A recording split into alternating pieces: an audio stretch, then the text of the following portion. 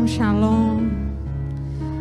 Senhor Deus poderoso, digno de louvor, só Tu és santo, santo, santo, Pai querido, que nos ama, que nos guarda, que nos conduz. Oh Jesus amado, querido, que tanto nos ensina, que tanto nos inspira, que tanto nos protege. Eu te dou graças, Senhor.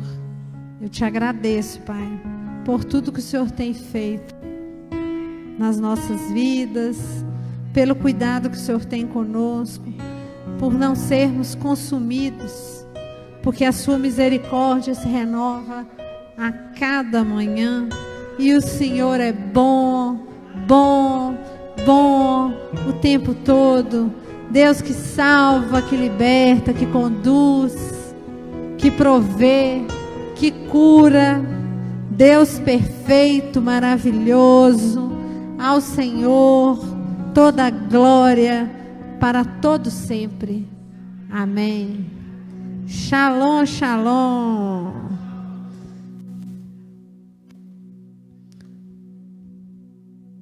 Vamos abrir aí a palavra em João. Evangelho de João, capítulo 8. Versículo 32. João 8, 32. É um versículo famosíssimo. Quem não conhece esse versículo, não é? João 8, vou começar no 31. Então dizia Jesus aos judeus que nele creram: se vós permanecerdes na minha palavra, verdadeiramente sois meus discípulos, e conhecereis a verdade, e a verdade vos libertará. E conhecereis a verdade, e a verdade vos libertará.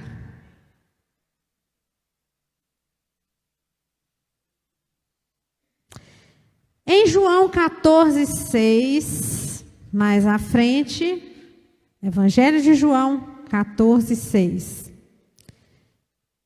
Disse-lhe Jesus: eu sou o caminho, a verdade e a vida. Nenhum homem vem ao Pai senão por mim.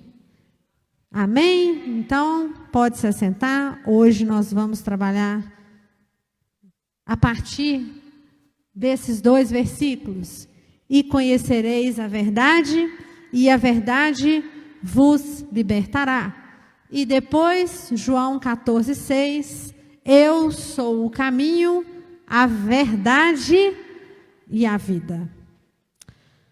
Vou contar para vocês como essa história começou para chegarmos aqui nesta palavra hoje.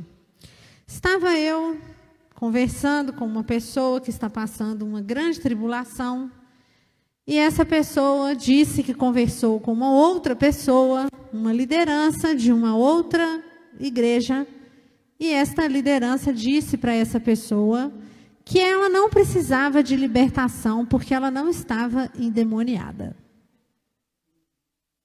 Então, essa outra liderança de uma igreja grande, famosa, muito chique, chegou para esse indivíduo e disse: para que você fica ouvindo culto de libertação? Você não está endemoniado, né? E a pessoa me contou.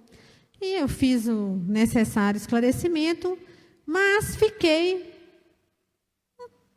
de certa forma, incomodada. Eu falei: gente, mas esse povo está achando até hoje que libertação é para quem está endemoniado, é para pôr capeta para correr. E já não é a primeira vez, né? A gente sabe que houve uma mediatização, digamos assim, né, dos cultos de libertação. Cultos que são transmitidos como verdadeiros rituais de exorcismo, né, onde as pessoas gritam, onde há lideranças espirituais fazendo verdadeiras entrevistas com o demônio, né? Qual é o seu nome? Eu fico pensando assim, o demônio é o pai da mentira, e isso está na Bíblia. O que eu ganho entrevistando um demônio, né? A não ser mais mentira. É lógico que ele vai mentir ali, e o pior, são entrevistas longas. E o que você quer na vida dela? E o que não sei o quê? Não. Quer dizer, não é uma pergunta que você eventualmente possa fazer em nome de Jesus para responder e mandar embora. Não, é uma entrevista, é um diálogo, né? Então, assim, as pessoas ficaram acostumadas com esse espetáculo. Culto de libertação virou espetáculo para as pessoas ficarem lá, né, tendo aquele contato com algo sobrenatural, que grita, que rosna, que baba, e virou aquilo. Muito bem. Aí fiquei com isso na cabeça, e aí a hora que eu estava descendo do meu carro, chegando em casa, isso foi de manhã, quando eu estava chegando em casa à noite, desci do carro, e veio esse versículo na minha cabeça: e conhecereis a verdade, e a verdade vos libertará. Aí eu falei assim, subi 20 andares de elevador, cheguei em casa, aí falei com a minha filha: Ana Vitória, você acredita que hoje houve essa... Aí contei o caso, ela falou assim: ô mãe, você está falando para uma pessoa que tinha pavor de ir em qualquer lugar que falasse que ia ter algum profeta, algum né, libertador lá fazendo libertação. A senhora não lembra, mãe? Você não lembra quando veio a doutora fulana de tal aqui em Belo Horizonte, que eu nem fui ao culto, porque eu tive pavor de acontecer coisa para eu ver? Porque eu achei que era isso. Aí quando eu olhei para a cara dela, eu olhei e falei assim: gente, não estou acreditando. É mesmo, é verdade. E aí eu entendi tudo, o que Deus estava me mostrando. Né? Que a gente às vezes precisa dar alguns passos para trás para dar outros para frente. E que as pessoas realmente não sabem o que é libertação. Né? Não sabem o que é libertação. E que Deus, dentro do carro, o Espírito Santo tinha me dado a chave da administração, que era esse versículo. E conhecereis a verdade, e a verdade vos libertará. Então, o que liberta? Por essa análise, a verdade. Não é: e expulsareis o demônio, e a expulsão os libertará. E vou jejuar, e isso vos libertará. E louvarei, e isso vos libertará. Não. Você está falando: e conhecereis a verdade, e a verdade vos libertará. Aí eu gosto muito de estudar, né? Fui entender isso, gravei o videozinho lá, né, de divulgação do culto, ainda não tinha adentrado muito ao que eu ia falar aqui hoje, comecei a estudar. Bem, o Novo Testamento é escrito em grego, o original dele é grego. O Antigo está em hebraico, preferencialmente, e aramaico. O Novo está em grego. Ele é escrito em grego por judeus. Judeus dominavam a linguagem grega. E aí, eu falei: não, agora eu vou ter que saber com profundidade o que diz esse versículo. Porque, inclusive, é um versículo muito usado, né? Foi usado na campanha presidencial, com outro sentido, nós vamos ver que totalmente diferente do que é o sentido bíblico, efetivamente, né? E a gente fica repetindo isso: conhecereis a verdade vos libertará. Se você tomar consciência da verdade, usando a palavra verdade como contrário de mentira, você será liberto. Quando a verdade vier à tona, mas não é esse o sentido. E nós vamos ver hoje para chegar a entender o que é libertação. E que isso não tem nada necessariamente que ver com a expulsão de demônio, com pirotecnia e exorcismo. Porque exorcismo também expulsa demônio. E não liberta. E não liberta. Então, vamos lá. Nós temos aí 3 palavras-chave: conhecereis, verdade e libertará. 3 palavras-chave. A primeira, conhecerei, vem de conhecer, que vem da palavra grega gnosko. O que significa gnosko, em grego. É chegar a saber, compreender, mas no sentido idiomático, daquelas expressões que a gente usa no dia a dia. Para os judeus da época, conhecer era ter uma relação sexual. Ter relação sexual, ter intimidade, ter habitualidade, achegar-se, ser íntimo. Então, por exemplo, lá no Antigo Testamento, você tem, e Adão conheceu mais uma vez a sua mulher e ela gerou 7, né?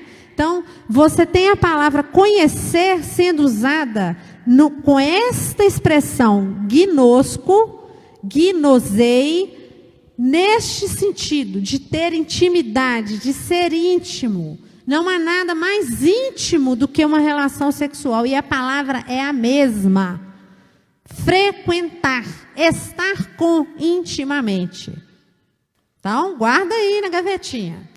A segunda palavra, que é verdade, no grego aqui, no original grego, é aletheia. O que é aletheia? Começa com a letra alfa. Alfa é o contrário de o contra, remete a contra. O contrário de leteia. Então, aletheia é o contrário de leteia. O que é leteia? Leteia quer dizer esquecimento. Então, se a gente for levar literalmente, aletheia é não esquecer.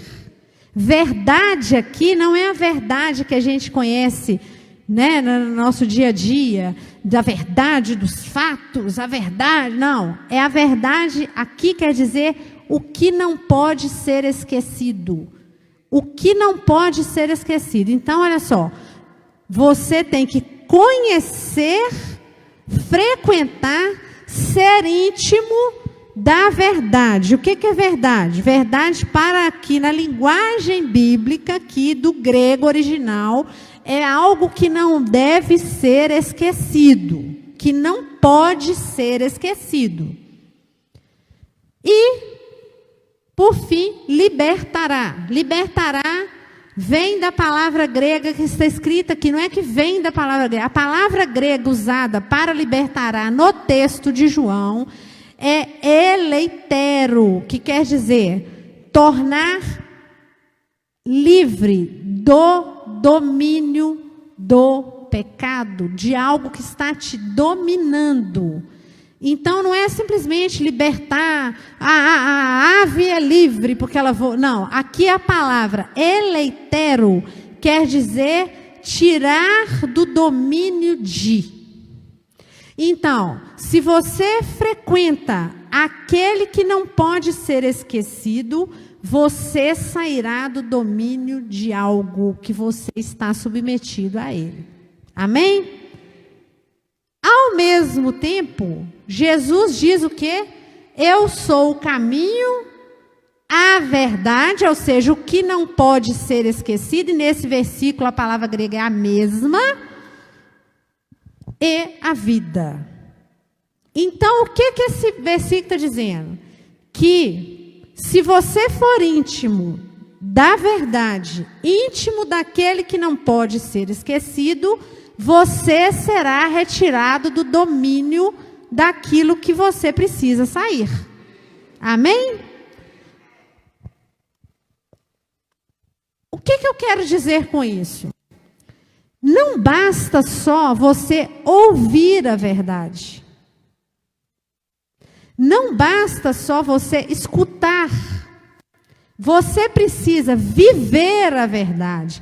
Trazer a verdade gravada no seu coração. Isso é ser íntimo daquele que não pode ser esquecido, que é Jesus. Trazer Jesus para dentro do seu coração. Gravado o código de Deus no seu coração. O pecado é a separação de Deus. Então, o pecado nos impede de ser íntimos de Jesus, de ser íntimos da verdade, de ser íntimos daquele que não pode ser esquecido. Para eu ser liberto, eu tenho que ser íntimo de Jesus. Para ser íntimo de Jesus, eu tenho que deixar o pecado. Não basta só ouvir a palavra, não basta só ler a palavra, eu tenho que captar o caráter de Jesus nas Escrituras e inscrever esse caráter no meu coração e tornar esse caráter um estilo de vida. E aí eu serei liberto, serei livre do domínio do pecado.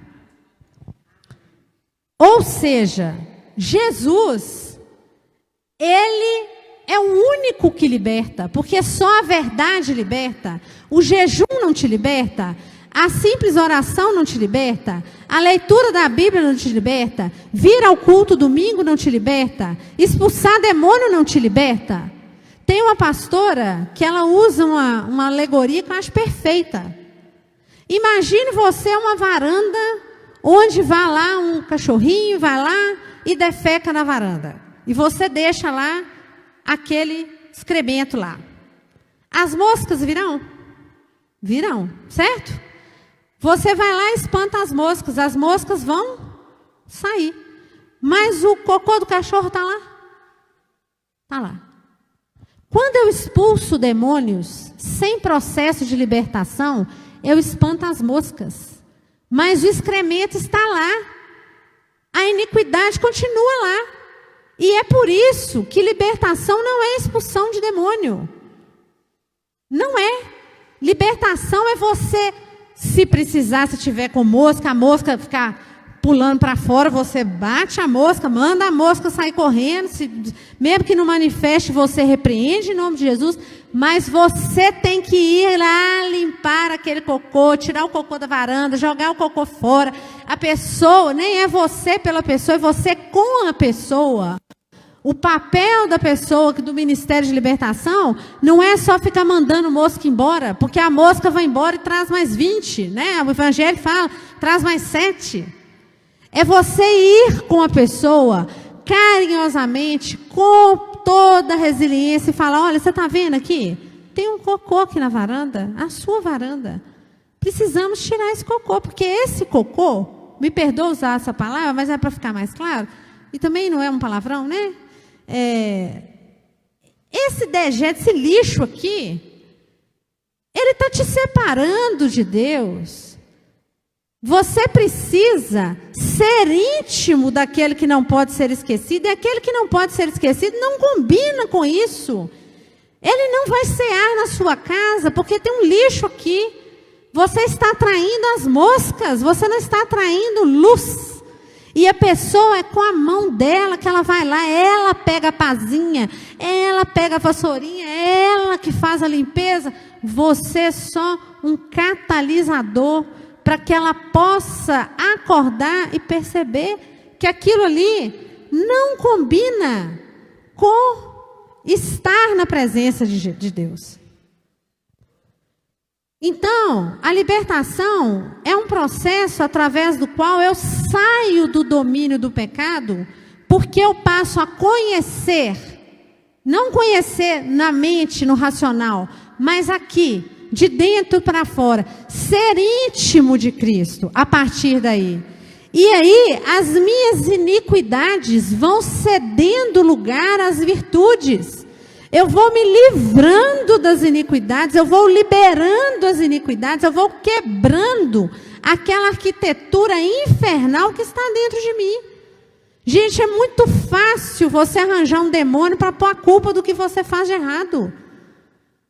É lógico que eu tenho manifestação, eu tenho opressão, mas existe um código de iniquidade que foi gravado em mim quando Adão pecou. Nós somos geração adâmica. Reparem bem uma coisa, tinha tábua da lei lá no Éden? No Éden tinha lei mosaica? Tinha evangelho, tinha Bíblia? Por que Adão não precisou de Bíblia, de lei mosaica? Por que Adão não precisou? Porque ele tinha as leis do Senhor gravadas no coração dele. Aquilo estava impresso ali. E no momento em que ele peca, ele entra no domínio do pecado. E o pecado afasta de Deus. A palavra pecado quer dizer distância, separação de Deus. E o salário do pecado é a morte. Por que ele tem que morrer? Porque senão ele viveu uma eternidade pecando, o resto da eternidade. De eternidade a eternidade pecando. Por isso ele tem que morrer. Como é que eu posso ser íntimo de Cristo se eu reduzo a minha condição de conversão a espantar demônio? Como eu vou ser íntimo de Cristo se tudo que eu faço a culpa é do inimigo? É porque o inimigo está furioso. O inimigo está furioso com todo mundo desde a fundação do mundo. Desde sempre. Ele sempre vai estar furioso, ele sempre vai estar desagradando. Mas existe uma coisa chamada livre-arbítrio. E o livre-arbítrio é meu, é seu. Nós fazemos escolhas que abrem a porta no mundo espiritual. Mundo espiritual, treva para um lado, luz para o outro. Abrir porta na escuridão, o que vai descer ali? Anjinho de luz?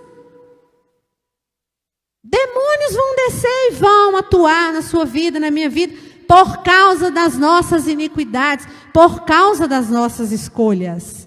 Porque nós estamos fazendo escolhas erradas desde o Éden. Desde o Éden. E isso entrou no nosso DNA espiritual. Nós temos uma vez, a pessoa chega na igreja, nós somos corpo, alma e espírito. O espírito dela está convertido espiritualmente, confessou Jesus, batizou, papapá. Mas as emoções dela não estão convertidas. Muitas vezes o corpo não está convertido. Porque está cheio de vício, de bebida, de cigarro, de tudo quanto há, para não falar o resto. Isso passa por confronto. Não existe processo de libertação que não passe por nos confrontar, por nos incomodar, por exortação. Não tem outra saída. Por isso que esse culto é um culto complicado, né? No bom sentido. Por quê? Porque jamais, o dia que eu chegar aqui para fazer... amor, eu vou falar de amor, vou falar da graça, vou falar do perdão. Mas a maior parte do tempo a gente fala de quê? De situações que nós temos que mudar em nós mesmos. E a maioria delas, situações pelas quais a gente já passou para estar aqui. Eu costumo dar um exemplo, né? Eu tenho uma pessoa mais próxima, que é a pessoa que mais me exortou na vida, que às vezes, a hora que ela começava a falar, eu travava as 4 rodas. Falava, já vem, é o Senhor. Porque é assim. Não tem como ter processo de libertação se você não quer ser íntimo de Cristo. Se você não quer conhecer a verdade dia após dia, frequentar esta verdade, olhar para sua cara no espelho e falar, isso está errado. Viviane, acorda, olha o buraco que você está entrando. Olha que escolha que você está prestes a fazer. Volta, muda. Essa é a verdadeira libertação. Não é mandar mosca embora, bater a mão em mosca para a mosca voar e voltar mais, e aquele lixo ali, e fermentando e piorando, e aí já vem a mosquito da dengue, já vem zika, chikungunya, sei lá mais o que, não é? É ir fundo, o processo de libertação é ir fundo. Há áreas da nossa vida em que nós não temos vida plena, porque vida plena e abundante é promessa de Deus para aqueles que são libertos na verdade. Se você não é liberto, você não tem vida plena, você vai ter vida de misericórdia. Porque Deus é bom, Ele não abandona os seus, Ele é maravilhoso, Ele é espetacular. E para os filhos dele, até numa situação em que existe necessidade de libertação, mas existe obediência de fora para dentro, não de dentro para fora, Ele derrama as fontes de sobrevivência. Aquele povo lá de Israel, liberto do Egito, aquele povo de escravo, rodou no deserto e não viu a terra prometida, porque era o que, gente? Escravo. Escravo de quê? Das próprias iniquidades. Morreram na época certa. Houve alguns incidentes, graças à obstinação daquele povo. Foram providos com alimento, foram providos com roupa, com nuvem de areia, com nuvem, né? Que a Bíblia fala. Com nuvem para dar sombra, com coluna de fogo para esquentar, espantar animal. O Senhor cuidou. Mas vida plena eles não tiveram. Eles não colocaram, com a exceção de Caleb e Josué, eles não colocaram o pé na terra prometida.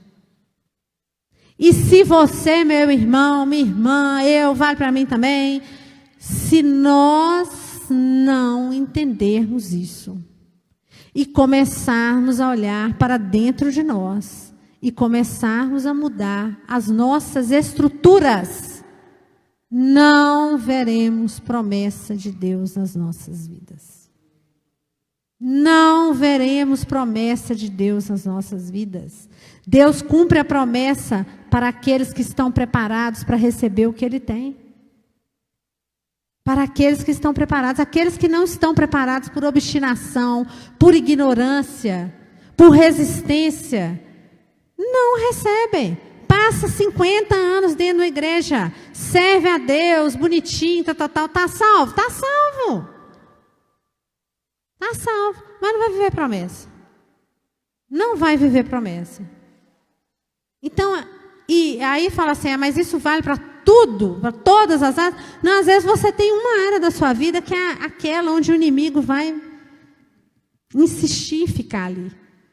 Porque existe uma iniquidade, porque existe uma legalidade. Se não existisse legalidade dada ao inimigo, as coisas fluiriam. Ou se não fluem, por alguma razão, porque Deus sabe de todas as coisas, se não fluem, você passa feliz. Eu estou lendo um livro muito bom, viu? Eu até vou comprar, acho que esse autor deve ter mais de uns 30 livros. Eu vou comprar os 30, até pedir já para olhar. Tem todos lá no Mercado Livre. Esse livro dele chama Acesso Negado. Que livro bom! Que livro bom! Recomendo a leitura. Fala de obediência, de legalidade. E tem uma certa altura, gente, que o autor dá um tapa na cara da gente, mas é um tapa que se você não estiver preparado para tomar, é melhor você nem ler. Ele fala com todas as letras. Dessa forma, ele fala: nós não viemos aqui para ser felizes. Nós viemos aqui para fazer a vontade de Deus, e a partir daí seremos felizes. Porque a partir do momento que você cumpre a vontade de Deus, que você é obediente, que você aceita, que você se dispõe a mudar seu coração, que você engole seu orgulho, sua dura cerviz, aceita na carne toda limitação, renúncia, de repente o seu sentimento, a sua vontade começa a coincidir com a de Deus. Porque é isso que o Salmo vai falar. Agrada-te do Senhor e Ele satisfará os desejos do seu coração. Porque o seu coração começa a ficar alinhado com o dele, aí está tudo bem. E aí está tudo bem.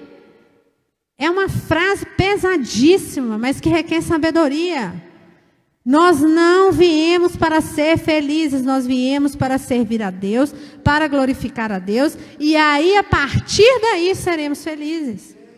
Mas existe uma fala falsa para atrair as pessoas, dizendo que o Senhor dá tudo, que Ele faz tudo, que bababá, Ele faz, Ele é maravilhoso, porque se eu não falasse que Deus era maravilhoso, eu estaria falando o maior sacrilégio da minha vida. Mas a primeira coisa que Ele exige da gente é autossacrifício, é despir-se das suas vontades. Você não tem mais vontade. Chega uma hora que você não tem mais vontade, não. Você pergunta para Ele, fala: Senhor, é isso ou não? E aí você vai ou não. E ainda ora para não ter um espírito de engano na sua vida, para você fazer a escolha errada. Aqueles que pensam que vieram ao mundo para ser felizes e que vêm para culto domingo, louva, ora, está perdendo seu tempo. A relação que Deus quer com você é muito mais intensa do que esse arroz com feijão aí. É muito mais intenso.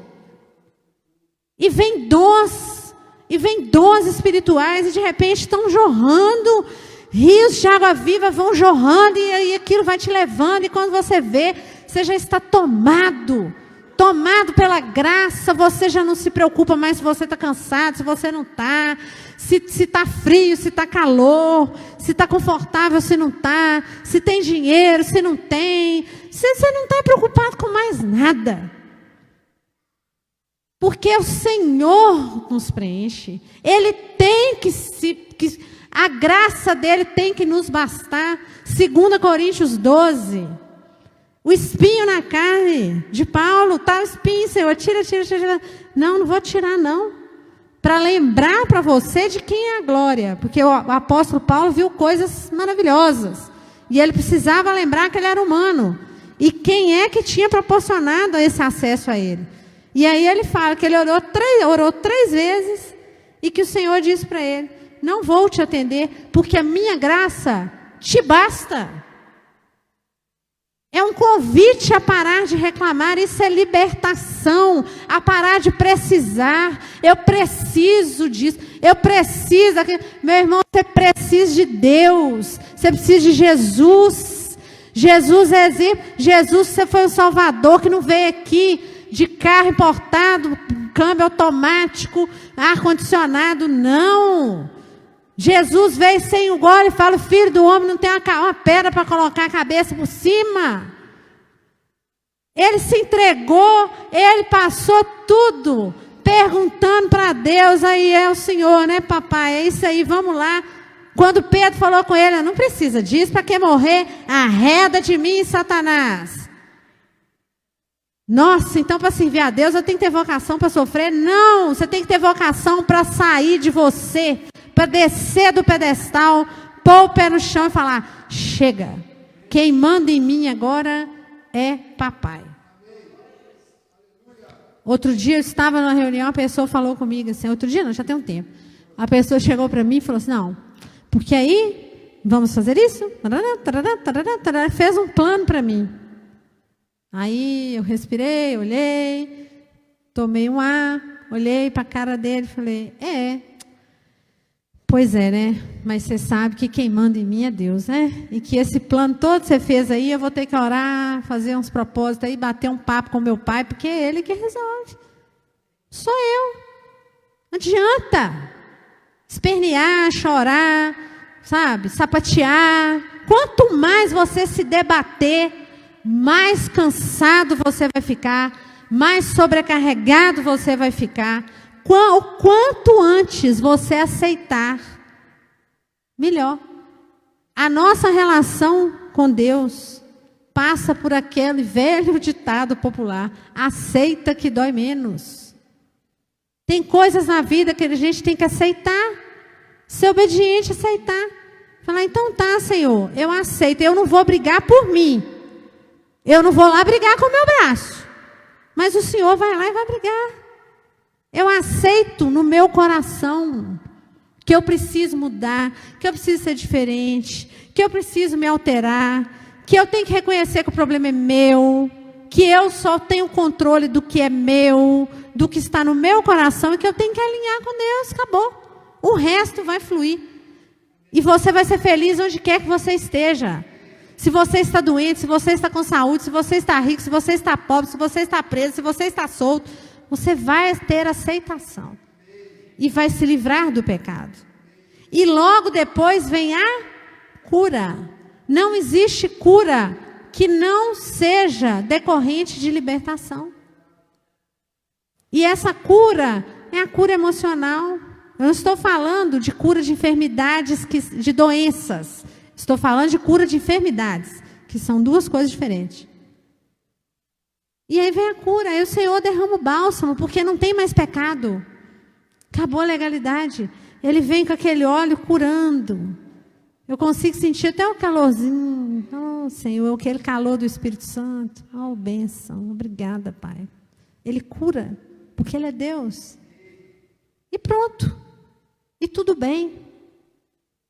Jesus, o ministério dele foi de cura e libertação em muitos momentos. E várias curas ele fez sem expulsar nenhum demônio. Basta ler a Bíblia. Então, meu querido, minha querida, meu irmão, minha irmã, vamos estar atentos. Tem muita gente vendendo show pirotécnico de exorcismo, dizendo que está trabalhando com libertação e não está. Libertação não acontece com multidões, acontece no âmbito individual, com tratamento, com muita conversa, com muito convencimento do Espírito Santo, com muita palavra, com muito temor. Ninguém te liberta, a não ser que seja, né, deve existir, não sei. Mas até onde eu sei e posso dizer pelo que aconteceu comigo e pelo que eu vejo acontecer com as pessoas, libertação é frequentar Jesus a cada segundo da minha vida e da sua vida. Amém? Vamos orar.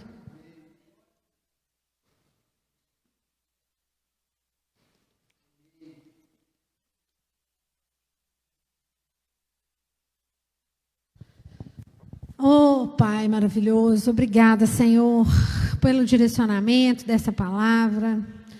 Oh, Pai, nós te agradecemos nessa noite por mais um momento em que recebemos nos nossos corações, Senhor, uma palavra derramada direto do trono na minha vida. Eu te agradeço, Senhor, e na vida de todos aqueles que me ouvem e que ainda me ouvirão online.